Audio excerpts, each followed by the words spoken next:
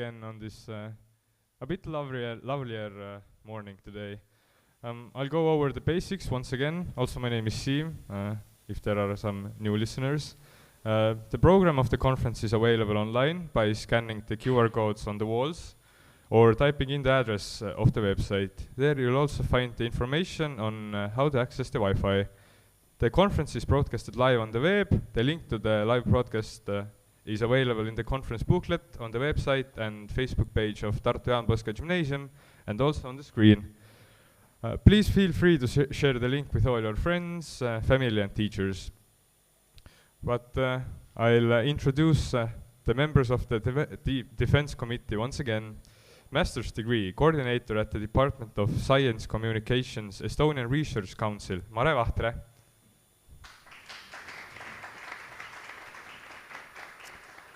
PhD, Associate Professor of German Philology, Head of Department of German Studies, University of Tartu, Reet Pender.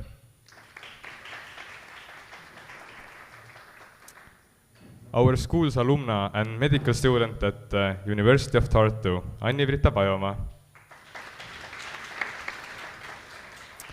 Also, I have this lovely bell on my table and I will ring it when either 5 or 10 minutes is up. This is the notice for presenter or presenters that the time is up. If you still have some information to give, please try and finish it up in a minute. When the time for questions is over, I'll also make a remark on this as well. But I think it's time to kick off the 5th session. And firstly, we have Eva-Lotta Metsa and Karol Steinberg from Jaan Poska Gymnasium, who will tell us about their project of English spelling competition at Tartu Jaan Poska Gymnasium.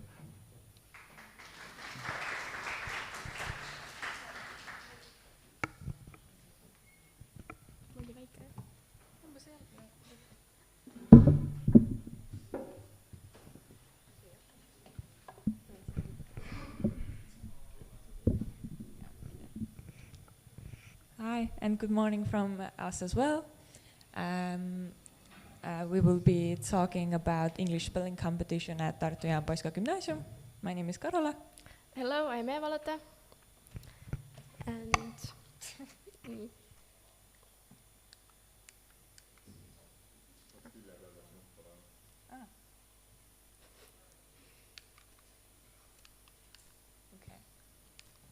So now we can get started. So we set the main objective, and that was to conduct a spelling competition for Tartu Jaan Poska Gymnasium students. And also the next one is similar to the first one, and it's just we wanted to create an opportunity for English enthusiasts like us to have an opportunity to spend time together and learn some new words and be better at English. And the last one was to provide a summary of English development over the years and to explain the nature of spelling bees. And we also set some side objectives, and that was to start a new tradition at this school and also to get better at event organizing, just because we wanted to get better. So more about what we did in our theoretical part, which we divided into 2. I was in charge of writing about the written English, its origin story, which is quite a long one, the changes in the written form that took place over the time, and dividing factors between written and spoken English. For example, how dialect, meaning that in different places in UK or USA, the language is spoken. And because of these, and Eva wrote about spelling bees, and because of these dividing factors, does the competition spelling bee even exist? Yeah, and so I focused on the history of spelling bees. It actually started in the 1700s in the USA, and like the higher class spoke English better, so it was a way to entertain themselves, like who was better at spelling these hard words. And also many people think that bee means the bug, like the yellow and black bug, but actually it means like spending time with the community and like making something together. And I also focused on one main competition, that's Scripps National Spelling Bee, that takes place every year in the USA. It started in 1925 and it's been held every year since then. And it has 11 million participants each year on the school level, and of course in the finals there are a lot less participants. And lastly, I focused on competition in Estonia, and we found out that it's quite popular here, and so we organized one as well. So, in the event planning, firstly we had to choose a format. As I told you, the spelling bees in USA are like the ones where you have to go in front of everybody and spell the words individually, but we decided to make groups of 3 people, and they had to write down the words, not spell them. But we occasionally asked them to spell them as well, so they could get to know what it feels like. Then we had to find some sponsors. Firstly, we asked some firms in Estonia, but unfortunately they said no because they didn't have the resources. So we decided to contact our student firms, and there we succeeded. And we had 2 sponsors called Moosikratid and Vilput. Moosikratid make jam, and Vilput is also the sponsor of this event. And then it was time for advertisement. I made this poster, we put them up on the school walls. We also sent out letters to the students and letters to the mentors so that they could inspire the students to participate. Because of a small delay, we also had to change the posters a bit, but nothing in the format of the event really changed.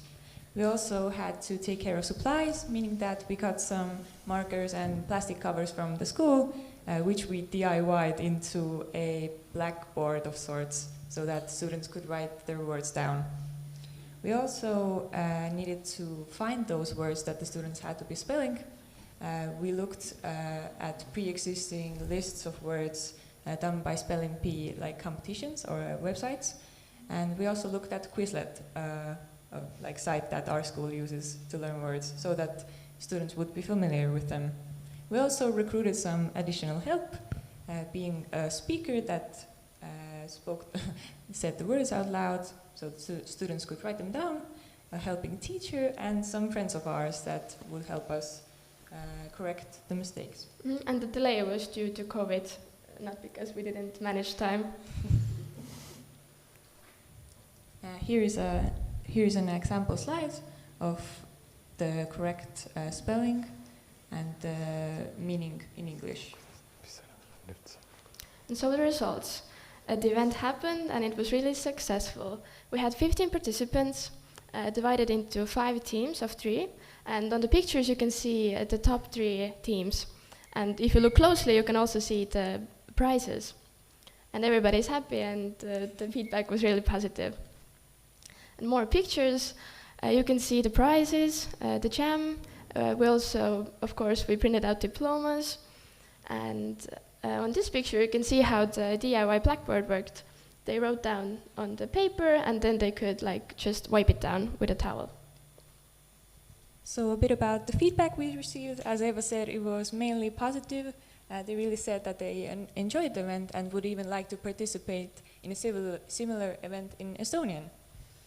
Something that they recommended would be to categorize the words that they would match their difficulty level better, so it would go more distinctively from easy to medium to hard. They also said that they needed more time, which we tried to incorporate during the competition, but next time other organizers will know.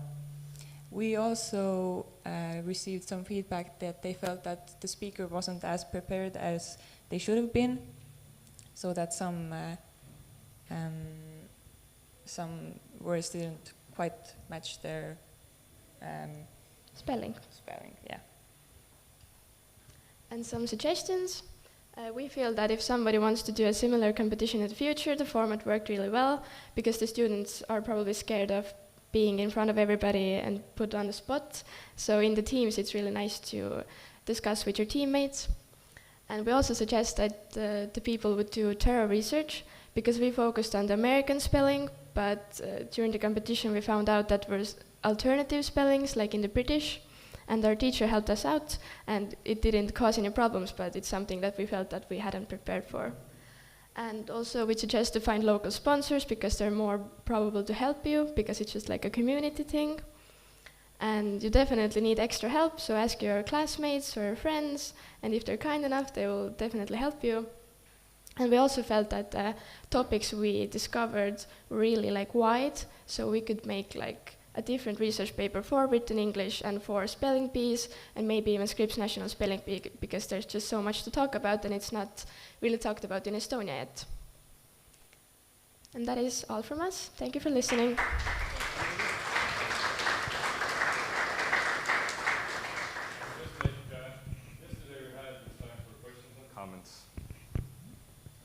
And thank you. And once again, I will then start with the opponent's questions. How could you increase the number of participants? We felt that we did quite a good job in advertising because we let everyone know that this sort of event was happening. But I think that what could be done to increase even more is just that when people participate in this event that was like a first-time event at our school, they would tell their friends, and so in future events there would be more. What do you consider to be the strengths of your research paper? I personally feel that the strength of our paper is that it gives a conclusive overview. Like we start with the written English and why it has divided and why it is so different from the spoken language. Then we talk about how spelling bees came to be and how they developed over the years and how it works and the format. And then lastly, we give you an overview how to manage an event like this, step by step. So if you read our paper, you'll know everything that you need to know. And what new did you find out? For me, it was the fact that actually people who speak English have been trying to combine the written and spoken form, that they are more alike for a long time, but it has been unsuccessful because the differences are just so, there are so many of them. And for me, I remember a specific fun fact that one year in the Scripps National Spelling Bee there were 8 winners because the organizers ran out of words to give them because they were just so talented. And in that year we had 8 winners. Thank you. Thank you, Eva-Lotta and Carola. It was a lovely presentation from you. I was wondering, what was your selection of words based on, or where did you get them? Actually, we started from the Scripps National Spelling Bee resources. They had like a really good system of like difficulty, and then we thought about like what is our level of English, and then we just based it on that. Lovely, thank you. Thank you for the work. I was wondering, what was the most difficult word you had in the spelling bee? Actually, we had one word from Mary Poppins. It's like supercalifragilisticexpialidocious, and one team got it right. Yeah, it was a bonus word. No one had to get it right. But we also felt that we put like really hard words there that the students actually had no idea how to pronounce. So there were definitely some hard words that we didn't know the meaning of even. I hope you had enough words and you were not running out of words for the competition. Actually, the first 2 places were tied, and we had to add on the bonuses, like who had the most precise spellings. Yeah, it was a really close competition. What was the easiest word?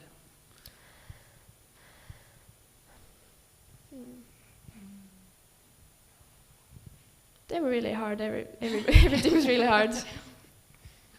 Okay, thank you. We still have a question. We still have time for one question, so I think where the microphone is going. Did you get any comments from the teacher? Did the students perform better in English afterwards? No, we didn't. But it's something we should really ask her about.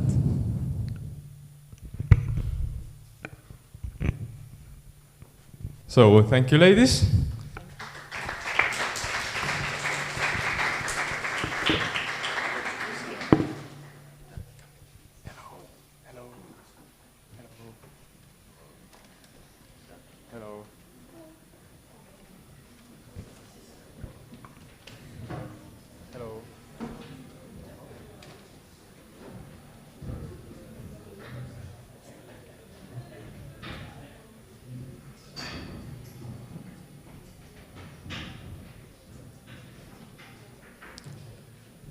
climate change also impacts mushrooms. Martina Laan from Tartu Poska Gymnasium teaches us what are the impacts of carbon dioxide effects on molds and yeasts. The stage is yours.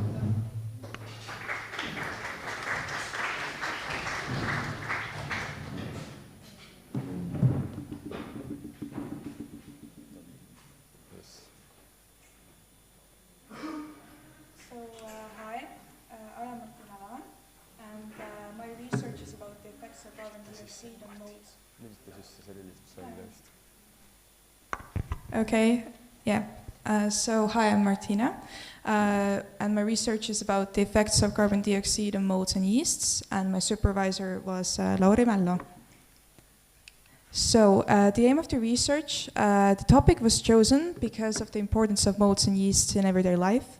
For example, with yeast in food production and molds in antibiotics. And the effects of carbon dioxide on molds and yeast remain relatively unknown, for example, when compared to oxygen. The purpose of this research was to describe how different levels of carbon dioxide affect yeasts and molds through examination of the colonies that appeared, for example, their number or their diameter. So the research questions of this work were: do different amounts of carbon dioxide affect the development, function, and colony growth of molds and yeasts? And if they do, what is the effect? And what are the differences in the growth and reproduction of molds and yeasts at different levels of carbon dioxide? And how do the results differ? So the methodology of my work. So firstly, I needed my container to be airtight where I carried through the experiment. I did it with a sticky material which I put in the lid, and also with clamps to tighten the lid. Then the second thing was to put mold and yeast in the petri dishes. With molds, I at first put like one piece in the first experiment, but in like second or third, I thought with my supervisor it would be better to use 4 pieces in a petri dish. And with the yeasts, I did a solution with water and then put it in the petri dish. The external factors of my experiment, my experiment was carried through in a room which had about 23 degrees of Celsius. So here are the graphs of the molds and their carbon dioxide concentration. So in the first experiment, I did not add any carbon dioxide. And in the second experiment, so the first experiment you can see here. In the second experiment, I added carbon dioxide to 0.4%. And in the third, I added to 0.8%. As we can see, in all of the graphs, the carbon dioxide level raised, and like when in the experiment where carbon dioxide was at first the highest, it also logically was highest at some point as well. So how did the different subjects of the experiments look like after? So in the first experiment, we can see that the number of colonies wasn't actually that large, but the diameter of colonies was pretty huge compared to the other 2 experiments that I did. In the second experiment, we can see that the number of colonies increased a lot, but the diameter of the colonies wasn't that huge. And in the third experiment, we can see that actually no growth really took place. There were no colonies that appeared, and their diameter wasn't also huge. But what was interesting in the third experiment was that hyphae appeared, which didn't appear in the first 2, the 2 first experiments. So with yeasts, I also measured the amount of oxygen. As we can see in all of the experiments in the first, second, and third, it remained relatively stable the whole time, and nothing really changed. But with the carbon dioxide, we see a lot of change, and again, we see the rise of the carbon dioxide in the first experiment. I used also fresh and dry yeast, so their results were a bit different in all experiments. We can see that the most difference was in the second experiment, where where the fresh yeast's carbon dioxide level didn't really reach that high. It may be because of that, because yeast used an aerobic respiration instead of anaerobic one, which yeasts are also capable of. So, how did the yeast look after the experiments? So in the first experiment, we actually don't see really any colonies. It's also, here we see the first experiment close up. We see that there are like small dots there, but nothing really has changed. The diameter of colonies isn't really that big. Then in the second experiment, we see that in fresh yeast, nothing really changed. And with dry yeast, we see that the number of colonies isn't that like big, but the diameter of them grew. And similar to the third experiment, we can actually see that the diameter of the colonies was quite big, but also the number of colonies increased a bit. So what is the conclusion in this? The carbon dioxide does indeed affect the growth of molds and yeasts. With yeast, we see that it's relatively a positive one. In the number of colonies, it didn't really have a big change, but in the diameter, we see actually a large change happening. With molds, we actually see that a moderate carbon dioxide level is actually good for the growth of molds, but when it is raised to a certain level at first, then it restricts the growth of molds, and thus they don't grow anymore. For the future, I will do even more experiments if possible, and also look more into the other things that came up in the experiments that I wasn't prepared for. So thank you.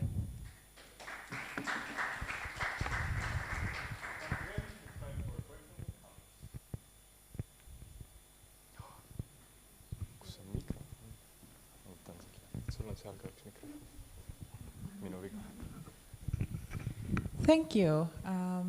Why are dry yeast carbon dioxide levels fluctuating? So I will also put a graph here for you to see it better. As we can see, the red is the dry yeast one, and it's a bit fluctuating, as the opponent's question also said. I think the reason behind it might be the container's tightness and efficiency. Like I think with the tools that I actually had, I managed to relatively well achieve the airtightness of the container, but again, it wasn't perfect like the conditions would be in a lab. So I think that the reason behind it would be that the container was less airtight than it was in the fresh yeast container. Thus, the results may have fluctuated a bit, but overall, I think the graphs are pretty accurate, and that the overall raise and also the stabilization of carbon dioxide level is, well, shown pretty clearly. So, yeah.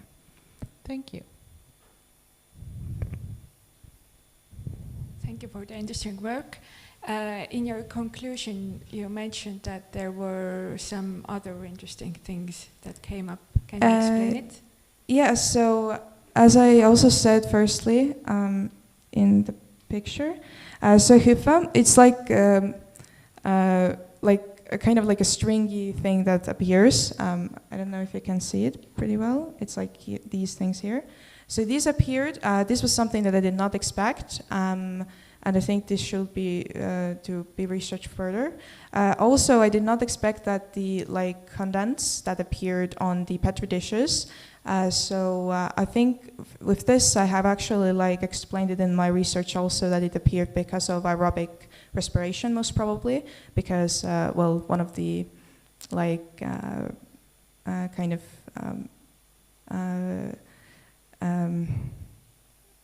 the product that comes out of aerobic breathing is water. So yeah, these were the interesting things that came up in the experiment. Thank you, Martina. That was a really cool work you did. I was wondering, where did you get all your equipment from, and were you able to do it at your school? I actually I did the experiment at my home, but all the equipment I got from my supervisor, from the school's lab. So yeah. Thank you. Do we have questions from the crowd? You can pass on the microphone. on already. Nice little experiment. I have a couple of questions. Number one, the carbon dioxide. Where did you get it from? Did you make it yourself, or did you get it from a tube? I got it. I got it actually from like a pet shop. So with like fish water tanks, like they use carbon dioxide. So they were also like kind of small little like amounts there. So it was easy to use, and I used them. Okay, next question. When you put more carbon dioxide, the pH will change in the water inside. Did you measure the pH? No, I did not. I think that with molds it was like very difficult to do because do you mean in the condense or do you mean in only yeasts? Because in yeast it was a solution, or can you explain it a bit further? Or Oh, it was. You mean the fresh yeast was in a solution? yeah. Do you mean like only yeasts, pH or? Well, the pH, if you have more carbon dioxide, will dissolve in water, and the pH will go down a little bit. Yeah, but the question is how much, but you didn't measure it. So no, I didn't measure it, yeah. No. It could be affecting the results if the pH goes down. Yeah, That's why I'm asking. I think like it would have been great to do, but again, like we didn't have it in the school's lab, and it's pretty difficult. So, but yeah, it's a very good suggestion to do. So, thank you. Nice experiment. Thank you. Do we have any more questions from the crowd? If not, then thank you, Martina.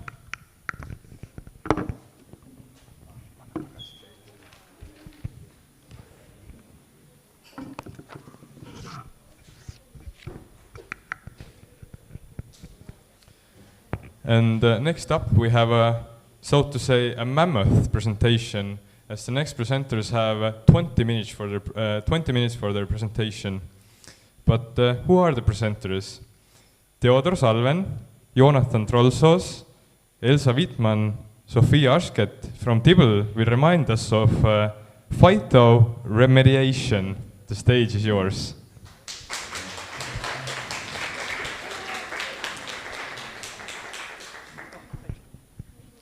Guten Tag.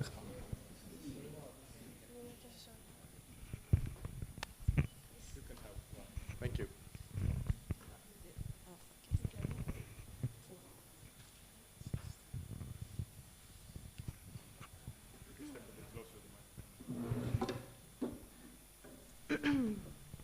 Hi, our names are Elsa, Sofia, Theodor and Jonathan, and we've had the opportunity to investigate phytoremediation.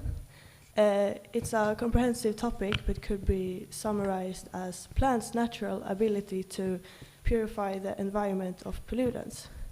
In this case, we concentrated on specific plants and their ability to absorb specific heavy metals.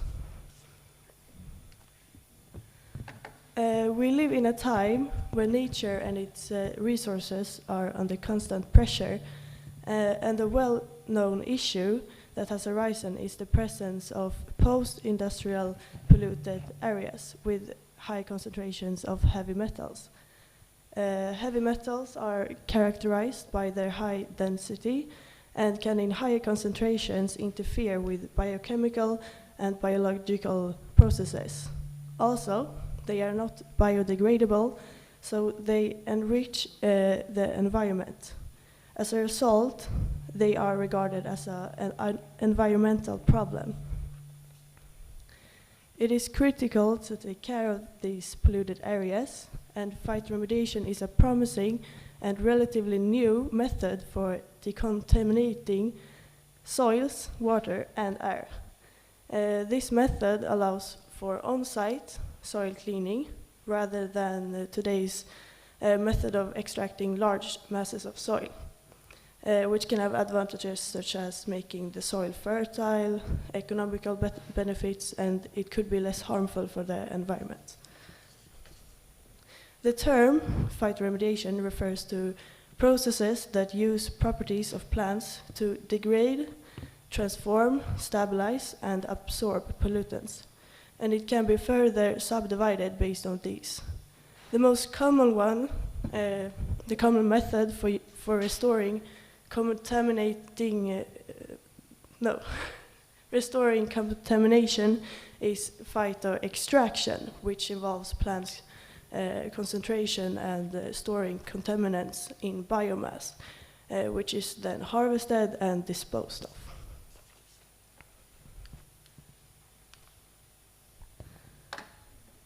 It is important.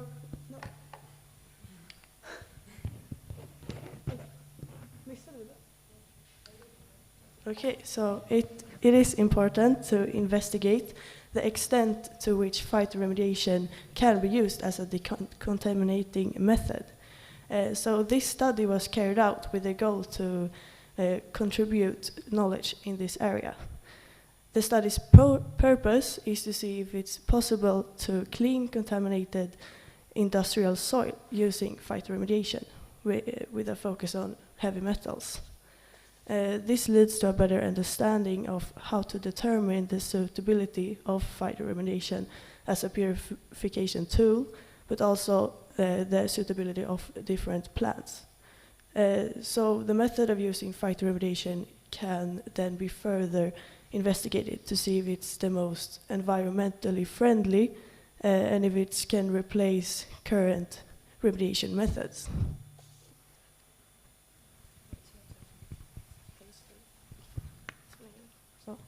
You?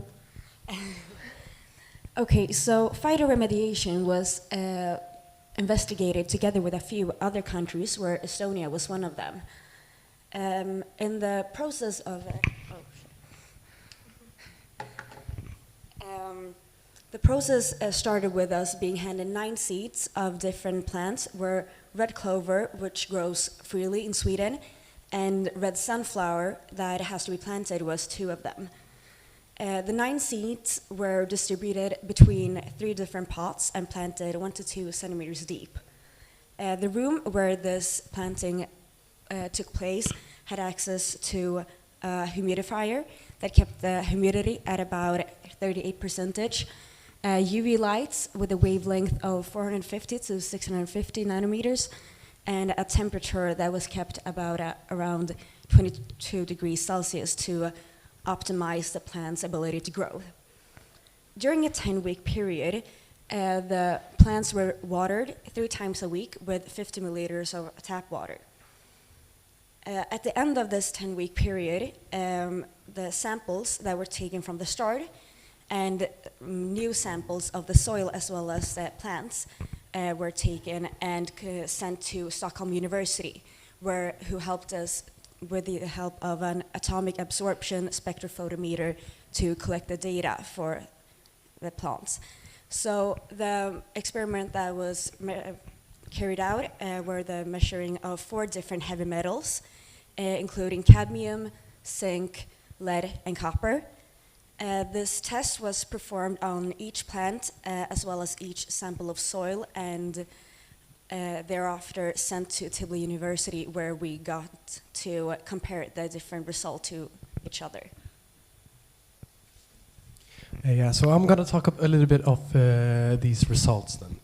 As you can see here, I have done 2 beautiful tables of the heavy metal concentrations in these plants.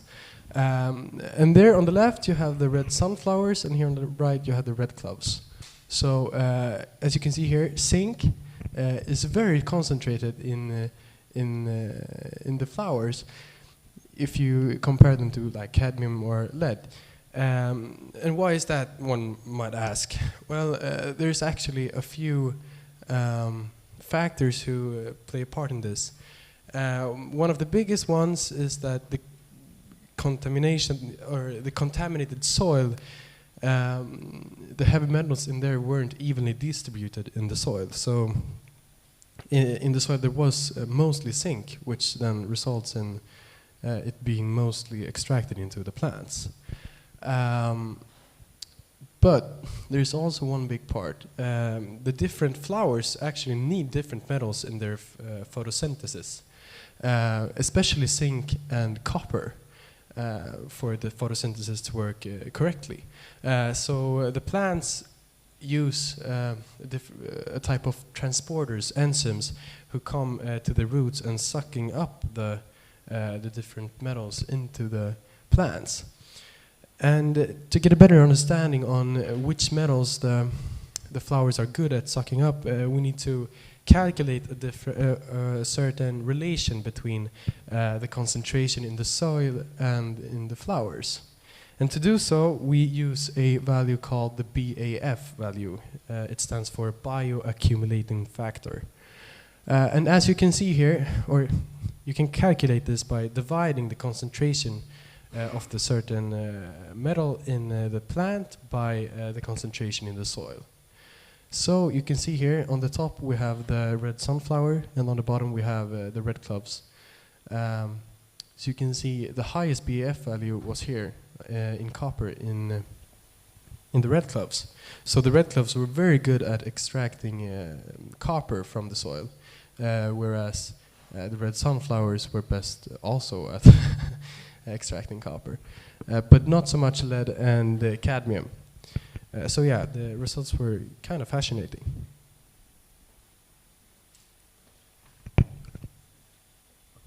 So the conclusion that could be drawn from this study was that both of the flowers used phytoextraction to extract the heavy metals from the contaminated soil, and as Fyodor showed us, it didn't absorb as much zinc, and it didn't absorb as much lead as copper, and this is because they take up what is most necessary for the flower, and for red cloves and sunflower they use zinc and copper to the photosynthesis.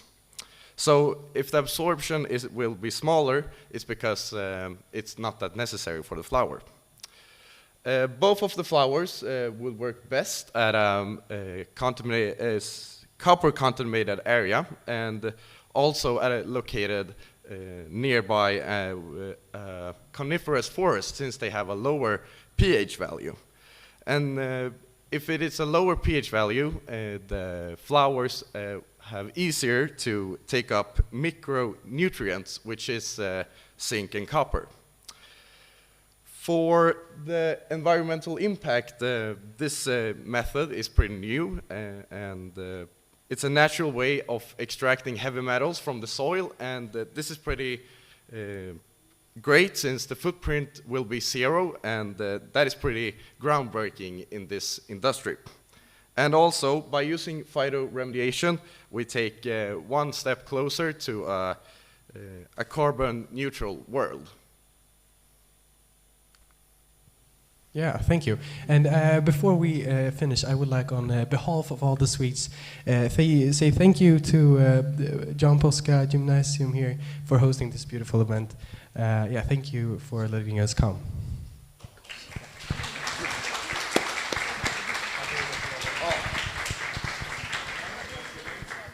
Questions and comments?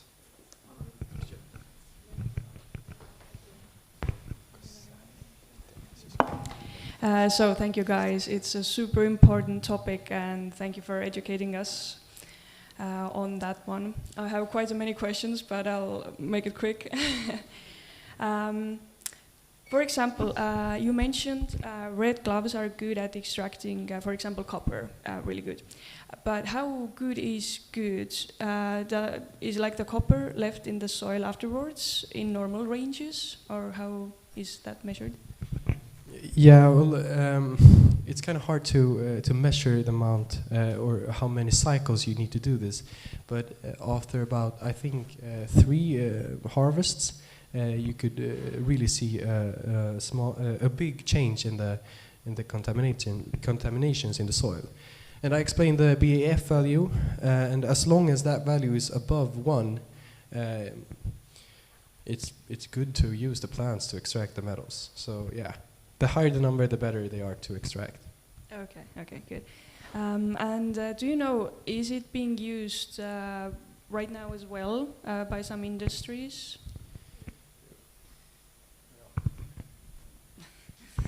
Yes, it is being used right now. In Sweden or all over the world? Yes, in Sweden in particular. Oh, that's good to hear. Do you want to say something? No? Can I continue? I was also wondering, is it known, like, depth-wise, how deep does the contamination usually reach, and from how deep can the plants extract it? Is there some kind of... I don't really know, but I think it's about half a meter. I think it's because it's depending on how deep the roots goes. Okay, that makes sense. But thank you. Thank you. Okay, thank you very much. My question is, you are saying it's a big problem with heavy metals, and in which regions in Sweden the problem is the biggest? Yeah, well, the biggest problems are in the old industries, and I could imagine here in Estonia and all over Europe, in large industry cities where contaminants leak out. The soil gets contaminated. But yeah, in Sweden, it's around Stockholm. We got our soil, I think, from Stockholm, a bit outside Stockholm. But yeah, I would imagine all over Europe and Sweden as well. Okay. And it's used especially in Sweden, and this method, maybe it would be the next Nobel Prize? Yeah, maybe. I don't think so. It's not a very groundbreaking theorem, but maybe. Okay, thank you. I don't even have to ask anymore. Not this one. Did you have any other plants in the pots than your plants? We didn't really see any seeds or anything in our pots, but we had a large amount of other students who planted different kind of seeds. So we have a huge Excel arc with different concentrations in the plants. So you didn't get any weeds? In the pots that contained red clover, we did get some weeds, and in one pot there was even only weeds and no plants at all. Next question, I have a lot of them. Which were the best species? Do you remember that? I do not remember all of the results exactly, but I do know that red clover was probably the best one in absorbing zinc, and that was the most, what do you mean? Yeah, absorbent. So the conclusion is that different species are good at taking up different heavy metals. Yeah, exactly. No, keep going. You talked about the transport. Do you think that the transport is active or passive or both regarding to getting up the heavy metals into the plant? Yeah, well, for these essential metals that they need to use in the photosynthesis, they use active transports. So they send enzymes down through the roots to extract the metals. But they also use passive, who just attaches to different kinds of metals. So it's not only active, but passive as well. And then I have a question from yesterday's report, which is quite interesting. How much did you say that you put how much water did you put on the pots every time?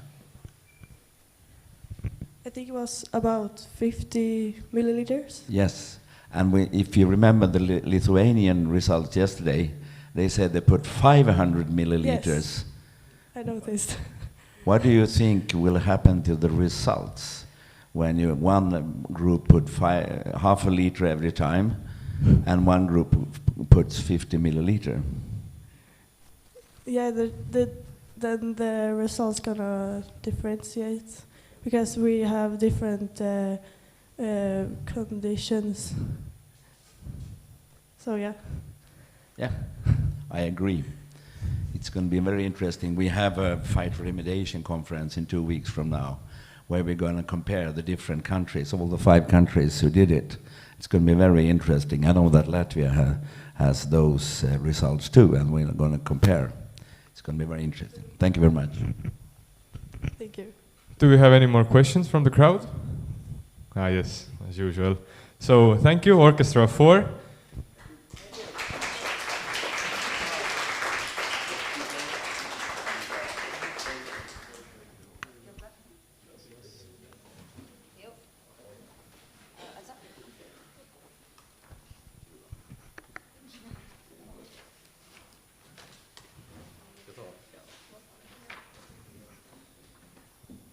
I'm pretty sure everyone is feeling a bit hungry, so it's just the best time for a little coffee break. Please be back at 10:05 sharp, so we will continue with the last session. Thanks.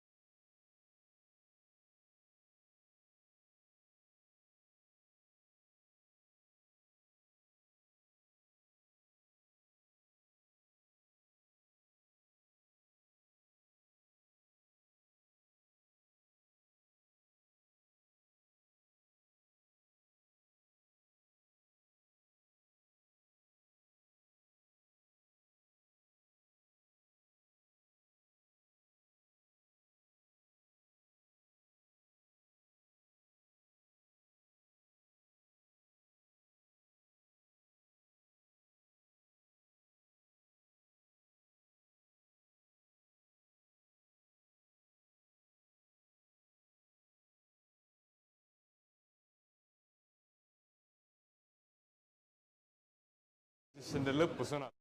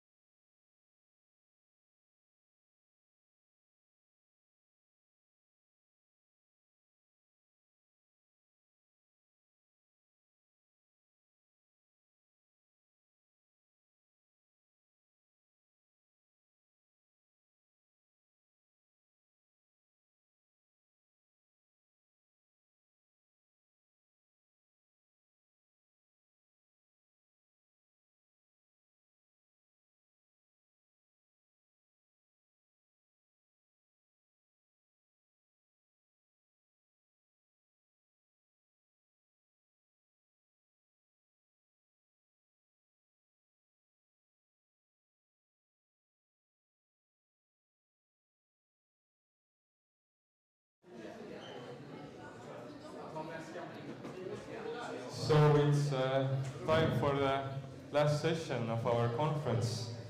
Also, I noticed that today is Friday the 13th, so have a nice flight in the evening. Okay, but for the last time, I will go over the basics of our conference. The program of the conference is available online by scanning the QR codes on the walls or typing in the address of the website. The conference is broadcasted live on the web. The link to the live is available in the conference booklet on the website and Facebook page of Tartu Poska Gymnasium, and also on the screen. Please feel free to share the link with all your friends, family, and teachers. And also, I have this lovely bell on my table, and I will ring it when either 5 or 10 minutes is up. This is a notice for the presenter or presenters that time is over. If you still have some information to give us, try and finish it up in a minute. When the time for questions is over, I'll also make a remark on this as well. But it's time to kick off the last session.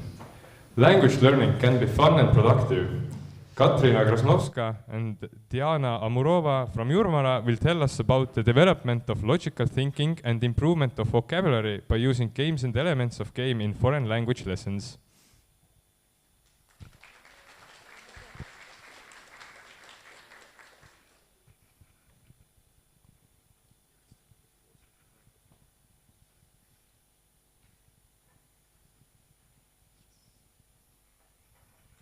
Hello, my name is Katrina. And my name is Diane. We are students of 12th and grade from Jurmala State Gymnasium. We have prepared scientific research work. Our topic is development of logical thinking and improvement of vocabulary by using games and game elements in foreign language lessons. This topic is very relevant because in our opinion it is easier to learn new words using games. Our goal is to get acquainted with games and game elements to study applied types in foreign language lessons. For example, English or Russian at school, and to find out students' opinion about this topic. Hypothesis of the study. Regularly playing games using game elements improves grammar, increases interest in the learning process, and stimulates the use of additional tools, for example, dictionaries. Instruments of the study. Educational research, questionnaire analysis, and practical work. Logical games are fun activities that promote interaction, thinking, and problem-solving strategies. Young people's age is an essential stage in the development of intellectual abilities. Young people's thinking is becoming more and more intellectual, abstract, and permanent. Each country has their own game meaning. For example, Romance. The meaning of word game came from the concepts of joy, enjoying something. Game elements, things that can help us to find something that we need. For example, a crossword game consists of the following elements: area, levels, points, members. We have chosen game types and ingenuity tasks that we consider to be more interesting and useful. We have decided to take students category from 14 to 17 years old. We also took into account that students' interests are very different. Each game has its own theme, which coincides with students' interests. We have created a game called Card Games with Game Elements. There are 60 cards with words. You need to make 8 linking words using them. Linking words are words that connect ideas together in a piece of writing. It shows that two things are related to each other in some way. For example, stay safe. Or, oh sorry, we can't play it. So, for example, speak frankly. Game time, 5 minutes. We have created a questionnaire to find out students' opinion about games and game elements. Students who participated were from age 14 to 17. Most students agreed that logical games help them to learn new words in foreign language lessons. We have concluded that the majority of teachers choose a traditional way of teaching the foreign language. Also, while creating logical games and game elements, it is important to think about its context, since students' knowledge and interests are very different. Younger grades would prefer logical games with pictures, and senior grades would prefer challenging logical games with words, names, or numbers. Students confirmed that they often use logical thinking that they gained by playing logical games. According to information and the results, it can be concluded that the hypothesis has been confirmed. Using logical games and game elements increases students' interest and motivation in studying new information. We have spent a lot of time exploring, collecting, and searching games. We hope that you liked our idea, and teachers will start using logical games in their classes to make it easier for students to learn foreign language. Here you can see literature and internet sources. Thank you for your attention.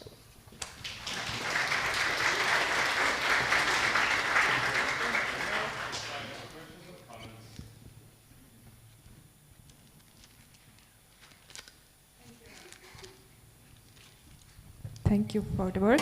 I was wondering if every subject could be turned into a game. What do you think? Sorry? Can we make games from every subject in school? So math, for example. Of course. For example, I think we all know a game called Kahoot.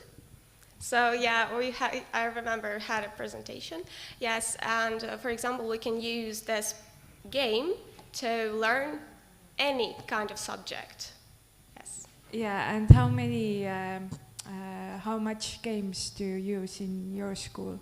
Is it popular? Yes, so popular. It's very popular. So sometimes when we have like free subjects, or maybe we have a lot of free time, sometimes we play different games.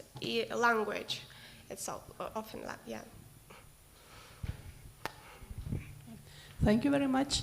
How is your longer personal experience with games in the lessons, and not only in learning of foreign languages, but in other lessons?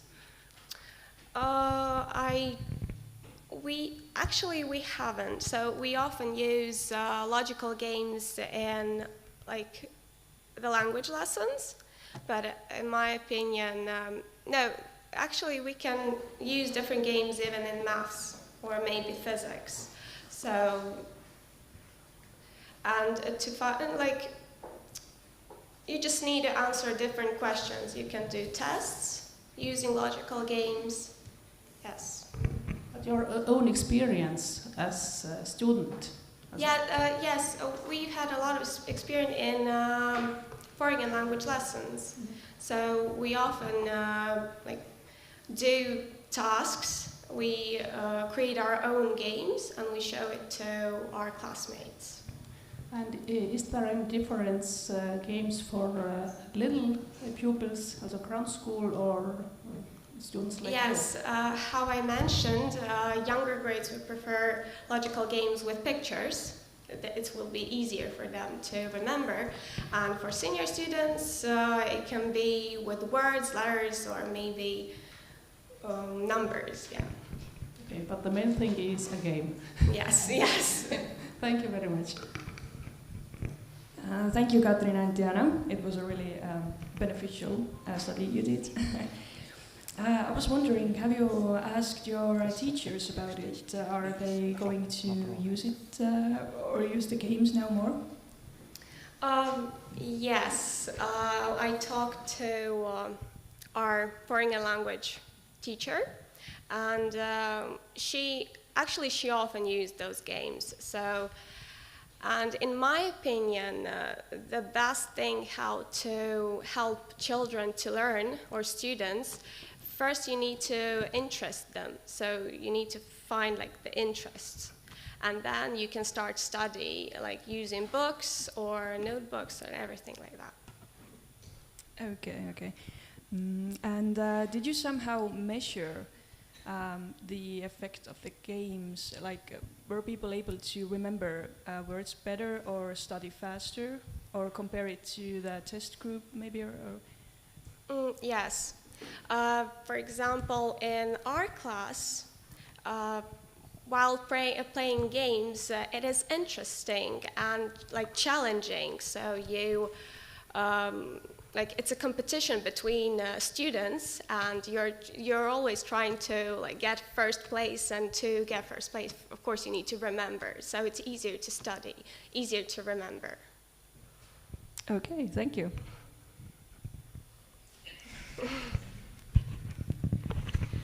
Do you think that, I mean, these are then games you say you put in the education on the hours in school. What do you think of having words that you can learn from games like Counter-Strike or League of Legends or World of War? You know? Yeah, can you repeat the question, please? Repeat the question, please. Could you use those games just, I mean, of course. People use them at night, 10 hours at night. Well, they could learn a lot of words in those games if you put in them there. Actually, it depends on the language, of course, because if you're playing games in English, because a lot of games are in English, in my opinion, like the computer games also can help to learn language. Because while playing games, you need to read, and to read you need to understand. So you can communicate with other players, learn different tradition, cultures. For example, I know like Japanese games often have like a traditional like piece in the games, like music and everything like that. Nice, good answer, thank you. Do we have more questions from the crowd? Ah, yes, the usual. Thank you, ladies.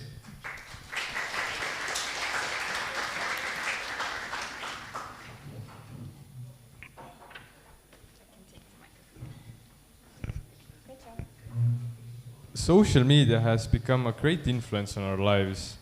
Emma-Leen Reino from Tartu Jaan Poska Gymnasium has made a study of the impact of social media on young people's mental health. The stage is yours.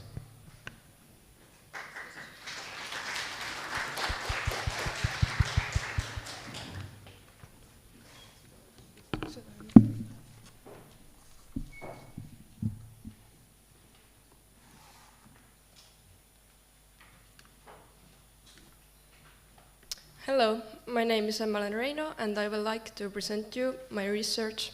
The topic of my study is the impact of social media on young people's mental health.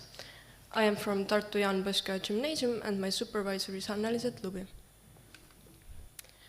The aim of this study was to find out how using social media is connected to young people's mental health. My hypothesis was that a negative relationship exists between social media and the score of mental well-being, which means that more a person spends time on social media, the worse their mental well-being score gets. So, what is social media? By nations, social media is web-based communication tools that enable people to interact with each other by sharing and consuming information. The research paper is divided into 2 chapters.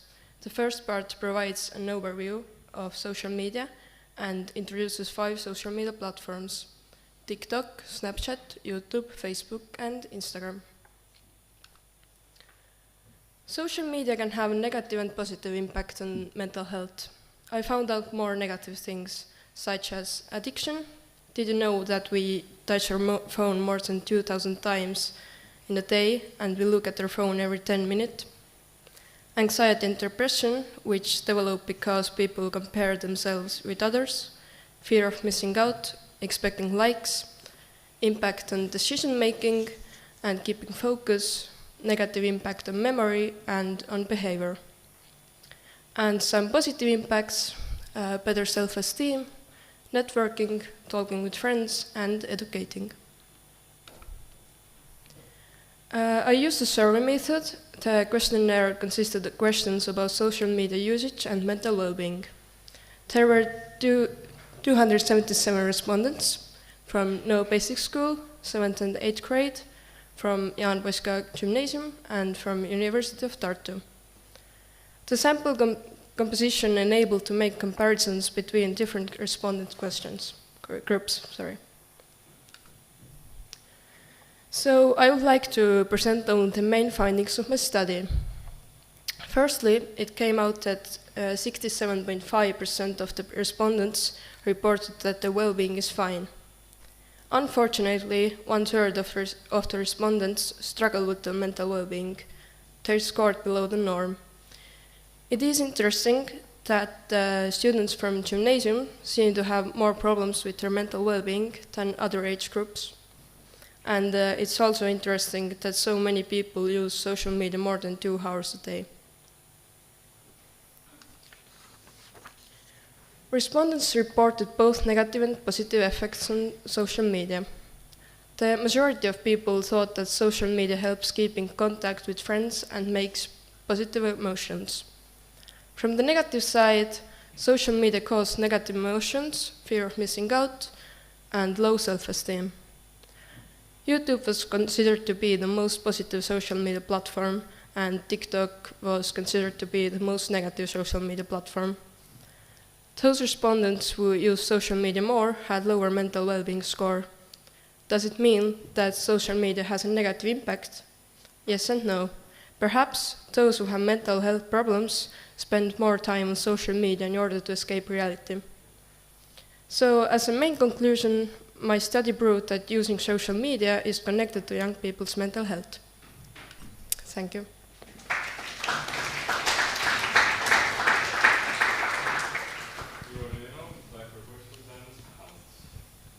Thank you. The opponent's questions. The World Health Organization's index asks the participants to give answers based on the past 2 weeks of their life, but you chose to leave this out. How do you think this might have affected the results of your survey? It might have impacts on the findings, so I believe that the impact is not very large, because usually when people respond to the surveys, they reflect their opinions based on recent period and experiences. Mm-hmm. And do you think it might be useful to take the different social media using habits of these 3 age groups into consideration when giving them advice about that? And how might these differences present themselves in the advice given? Yes, so my study showed that there are similarities, but also differences in social media usage between age groups. So I can conclude that young people spend a significant part of their day on social media. And I also discovered differences, and it will be useful to take these differences into account when giving recommendations. For example, I found that at the gymnasium level, people share their life events and photos more than other age groups. Same time, their mental well-being was worse than others. So people of my age should be more critical when sharing and following others' feeds. Also, a surprise, I found out that all respondent groups answered that TikTok is the most negative social media platform because there is lots of negative content. Same time, respondents use TikTok most often. I think that people don't even notice when they are addicted to social media. Thus, educating about the effects and giving advice about how to use social media is relevant for all age groups. And I can also conclude that in general, the students and people from gymnasium perceive risks and negative effects that are connected to social media better compared to basic school pupils. And my recommendation will be to educate pupils about social media from a very young age, because addiction develops really quickly. Thank you. Thank you, Emma-Len. It's really a hot topic right now and a really important one as well, definitely. I think you basically answered my questions already with your last answer. But maybe to open up that topic a bit more and maybe again, in your opinion, are young people aware of the effects, or how did it look to you? Was it different? Like, were people better acknowledged at the university level, and was it worse at the elementary school level? Mm. I think that the university people, I think they know more, because they answered that they don't use TikTok that much because there are these negative impacts and something. And basic school people told that they don't use, for example, Facebook because it's boring. So they don't know the risks. Okay, thank you. Yes, thank you very much for this important topic. Yes, I know that Facebook is boring and only for old people. But how is your own experience now with the social medias after this research? Do you use less social media after that? Yes, I use, because I knew something before the research, but now I know more, and it's so much that you don't want to use social media so much anymore. So yes. And what tricks do you use? Because you know now it's bad or not so good, but how can you explain it to your friends or little children how to use less? It's not as simple, but I think that maybe just do something better with your time, and yeah. Thank you very much.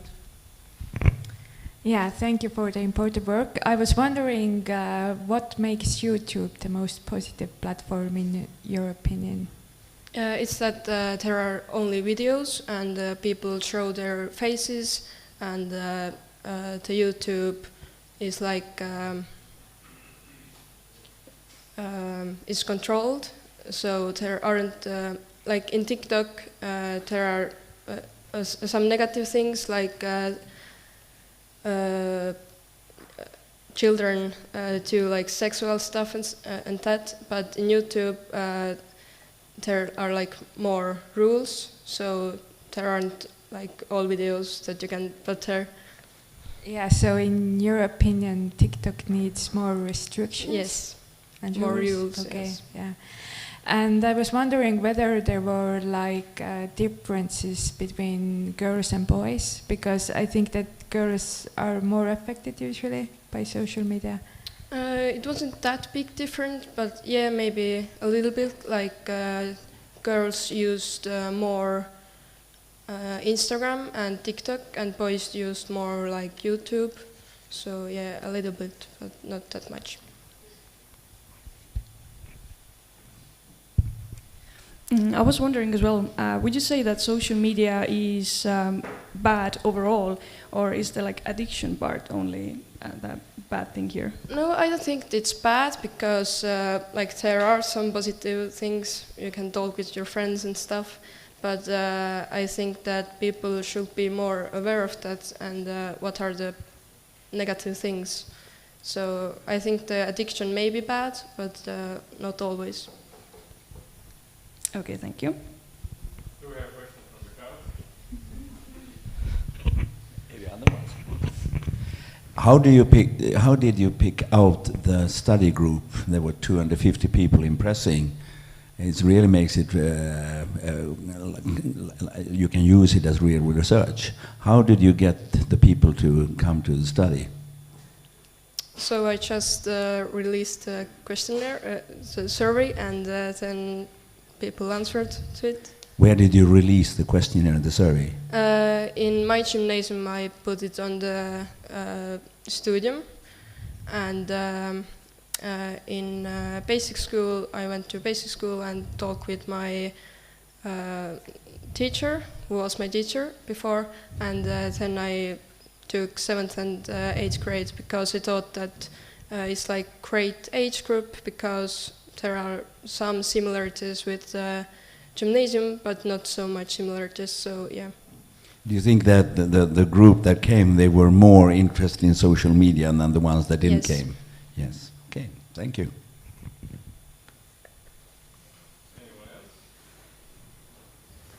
If not, then thank you, Emma. Thank you.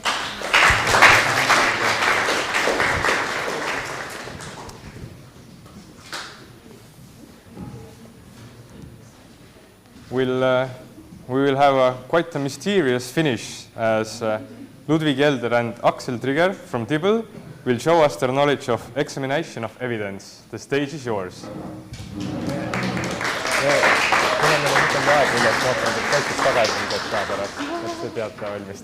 Saate ka väikse pinge peale. I'll give you a microphone as well. Yep. Here you go. Thank you. Thank you. You can step a bit closer as well. Yeah. He's beginning. Okay, so let's begin.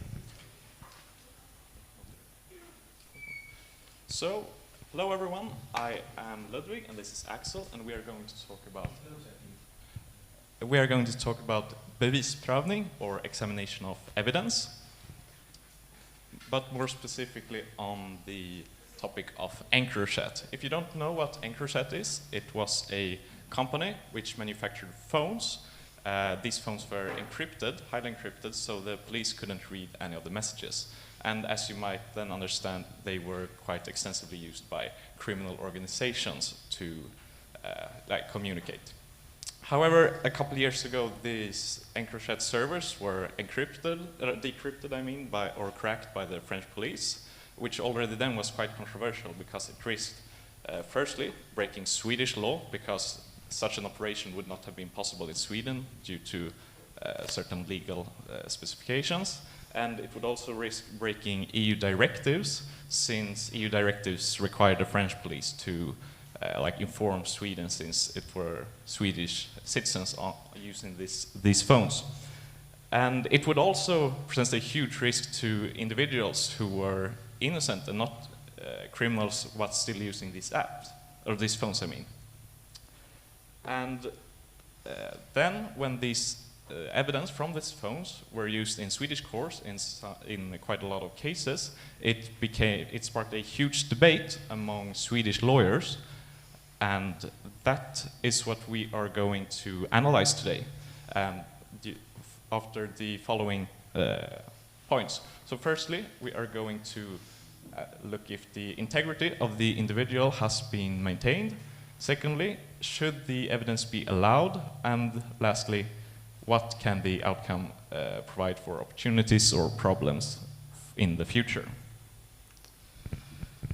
So, the first issue we ran into was that we can't really access any court documents in Sweden, and even if we could, it was like 300 cases this was used in, and so it wasn't really relevant to our research. So instead we analyzed the debate in media, and this was driven by lawyers in the newspapers used by lawyers and people educated in law. And then we checked their arguments against law and praxis. And finally, we looked at the measurements taken after these EncroChat trials. So, what did we find out? Well, first of all, we have no real consensus of where this took place. Some people argue it took place in Sweden, considering it was Swedish individuals who were listening on over their phones. Some people claim it was in France, since the server was located in France. However, this doesn't really matter, because in Sweden we have a principle called free examination of evidence, meaning that you can present any evidence in the court as long as you can prove that it's actually accurate. Then we have another point, and that is that human rights and French law clashes here, because the French law allows such an operation, the human rights law doesn't. And in this case, the human rights should go over the French law, but since it was a positive outcome, it didn't really happen that way. And this is also a case where unclear evidence were given a high evidential value and contributed to getting courts. Yes. So, what were our conclusions? Well, first of all, we have a very vague law what's in the digital territory part of the Swedish law. We don't really know where our territory begins and where it ends. And this can cause huge problems, considering that if people, or if organizations like, for example, Facebook has service in other countries, if they can just download all their data according to another law, how should that be allowed, and what restrictions should we have? And we also concluded that making such a bust in Sweden would be absolutely impossible. So, and some people have argued after this that we should get similar tools in Sweden, but considering it's breaking so many laws, we haven't really gotten all the way to getting such a tool. And we also concluded that this time the breach was successful, no innocents were harmed, but we cannot fully guarantee that the next time we do such, or the French police or whatever do such a operation, we cannot guarantee the safety of individuals, innocent individuals' information. And we also concluded that the courts had never questioned the legality of this evidence, but they rather referred to this principle of free examination of evidence. And yeah. Yes.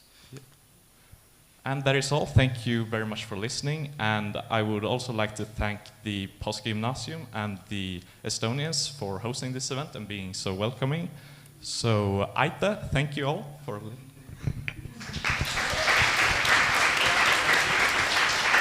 And okay, thanks. And for the last time, it's time for questions and comments. Thank you, guys. Wow, what a topic to end the conversation with. I was wondering if you were the judge in Swedish court, I think. Is there anything you could have done differently, or what would you have done? Well, if we look from a more legislative perspective, I'm not sure I'm such a big fan of the free examination of evidence, because that has also been questioned by the European courts, as it kind of breaks the human rights as well. And so, in this case, it was allowed because we have that principle. So, if I were, in the courts, I would be forced to allow it, but I wouldn't be such a big fan of it. Understandable. Thank you. I have to agree that the topic was quite interesting. I was wondering, how did you find this topic overall? Well, so we go a law line in our gymnasium, and so we have a lot of law classes. And so this was quite an interesting topic, because I've been interested in the free examination of evidence part for a while.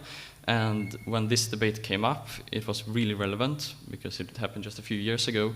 And so, since I was interested in the principle and the praxis, well, it was a perfect thing. And I was also wondering whether the production of these kinds of phones is ethical overall. Should we allow it? Yeah, well, that's a good question, because the company claims that it wasn't used by criminals, and they were really unhappy with the French police. But then again, I think the police should have access to these phones, because, well, in Sweden at least, we have very strict laws on who you can listen in on their phones. And so, if it's decided that you can listen in on someone's phone, you should be able to do that, even if it's an encrypted phone. Well, you seem to be really at home with the law here. Do you think there should be, since it's such a vague and gray area in the law world, should there be some kind of international law for it? Can the countries agree on something? Yeah, what we have currently is that each country has to define their own territory. And then we have EU directives that say if you want to operate in another territory or in another nation's territory, you have to contact that nation and get one of their institutions to allow it. The problem here is that we don't have a Swedish definition for our territory. And so I think that's more up to the nations to define than an international directive. Okay, then should the problem be addressed by the EU or by the countries separately? Or? By the countries separately. Okay. Well, thank you. Thank you. Do we have questions from the crowd? Oh, yes. For the last time today. It's very interesting. I have a first question. You said that no innocent were harmed in this. This is a very big debate in Sweden about this one. You said that no innocent were harmed. How do you know that? Well, we don't know that because we don't know what the French police actually did with the evidence. But in Sweden, we didn't receive any of the messages that were sent by innocent. We just asked for the criminal records from the criminals. And so we don't know what the French police has done, but it hasn't happened in Sweden at least, by the Swedish police. So the French police made the judgment of which messages were harmful and which ones were innocent? Well, we had to prove that a person, or semi-prove that a person was actually a criminal, and then we could request to get the messages. But you have to prove that it was a criminal. Wasn't that was going to be judged by the court? Yes, or, well, it's the same as listening in on a phone. You have to have reasonable suspicion to have to get the permission to listen on a phone. The same here, you have to have a reasonable suspicion in order to get these messages. So let's make an interesting case here. If I, let's say, want to kill my wife, yeah, I could go to Estonia, and if I do the callings in Estonia, then I'm in Estonian ground. We just say for the case that it's allowed to kill your wife in Estonia. Would that then be not admissible in Sweden if I did it on Estonian ground? Well, did you kill her in Sweden or did you kill her in Estonia? No, I hired someone in Estonia to go to Sweden and kill her. Well, that would be illegal because it's on Swedish ground that that the murder is committed. So if I took her to Estonia and let someone kill her there, that would be okay? Well, if it's allowed here, yes. Very interesting question. I think what you are now touching is the development of the European Union, because I think that this is the digital revolution goes much faster than the legislation. Well, yes. And what you are taking up as a topic is very, very important, because where is the right and where do we have our rights, can we protect our rights and so on. Thank you very much. Yes, and it's really it's also important because if Russia has a very important server that a lot of Swedish uses, can they just download all that personal information? I mean, in this case, if this is the practice we use, then yes. Anyone else? If not, then thank you.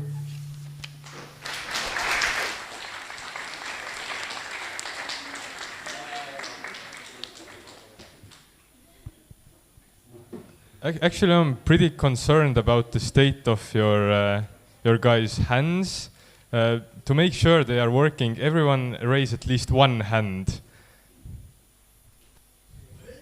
Oh, now everyone wants to ask questions. Sorry, we don't have time for that. And if some of you didn't raise your hand downstairs, you can get a regular checkup from our school nurse as well. But my papers show that unfortunately we don't have any more presenters. So I think it's time to get feedback from our supervisors, Reet Pender, Mare Vahtra, and Anni-Priit Pajamaa.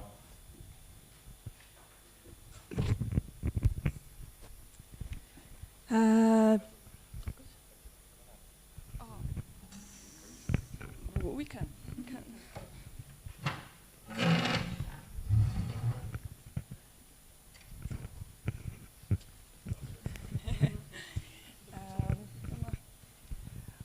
I'll be the first one then. It was so wonderful to see so many sparkling eyes and smart minds here yesterday and today. I really hope you had time to make contacts and make friends and share your ideas because, well, not to diminish your work, you were all wonderful, but I think the purpose of events like this is to, I hope, make friends and have fun, really. So thank you. Our world will be a better place if people like you are going to run the world one day.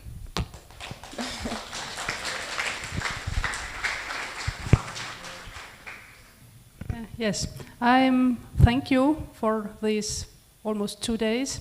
It was very interesting for me to listen what all kind of things you are doing, how different and how interesting it can be, and that you are talking so that even I can understand a bit about every topic.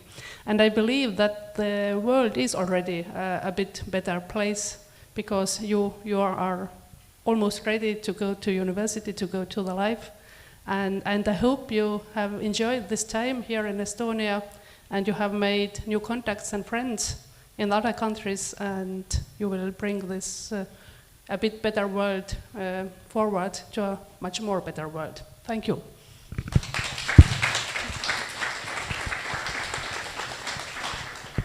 So thank you from my side too. It was truly interesting 2 days, and I hope we all learned something new and you can take the new knowledge with you. And to conclude, I would also like to emphasize the fact that share your results, not only here, not only with your supervisors, but overall in the society, because science doesn't end with the research paper. It ends when you give the results to the world. So I hope that you are going to do that. Thank you.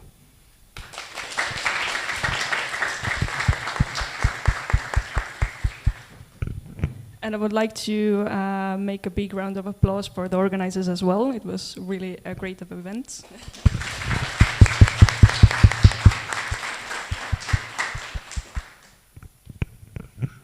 Something from young Poska as well.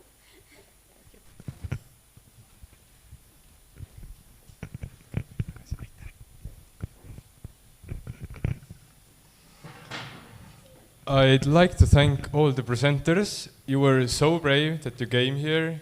You gave us a presentation not in your native language, and you all were super professionals at it, so make a round of applause to yourself. And to finish the conference, the stage is set for Lembi Loigu.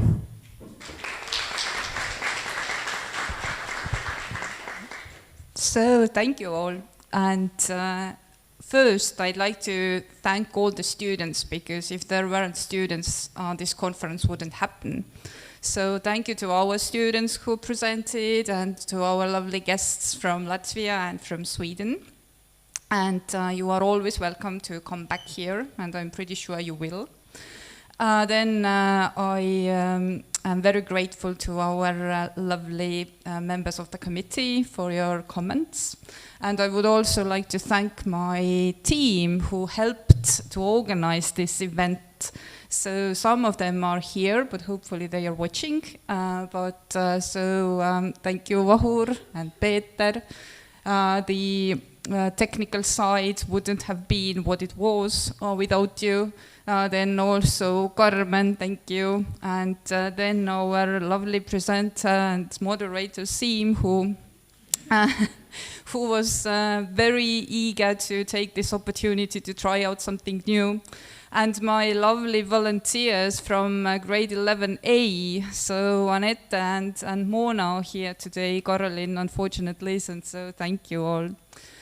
And before I give the stage to Hendrik, you can actually come here. So our partner from Tibla, who has a very important announcement to make, I'm just giving you some very practical information. So we are going to lunch in a couple of minutes, since it's our students know, because it's the lunch break of the other school.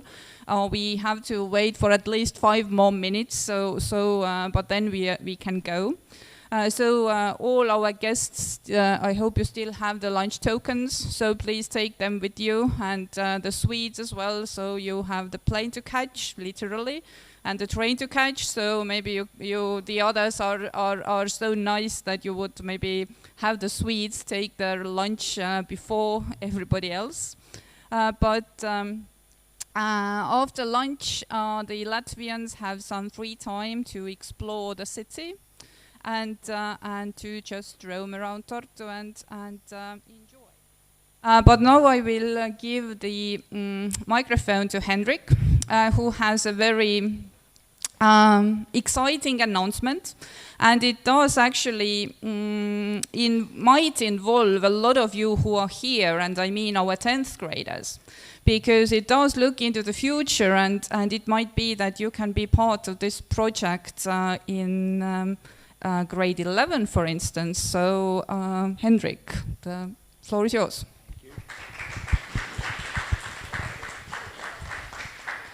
I go with the choir too, and thank you very much for a fantastic conference. And the message I have, I got a message from yesterday from the EU Foundation, Nordplus, that we got 135,000 euros for the next 3 years for 5 countries to do this: Estonia, Sweden, Latvia, Finland, and Lithuania. So, yeah, that's great. So it means you teachers, you're stuck 3 more years, sorry. And you students, we'll love to see you again. This will be fantastic, and this is only the start to apply for more money for materials, etc. We will have at least 2 conferences every year. Thank you very much. Thank you, Lemby.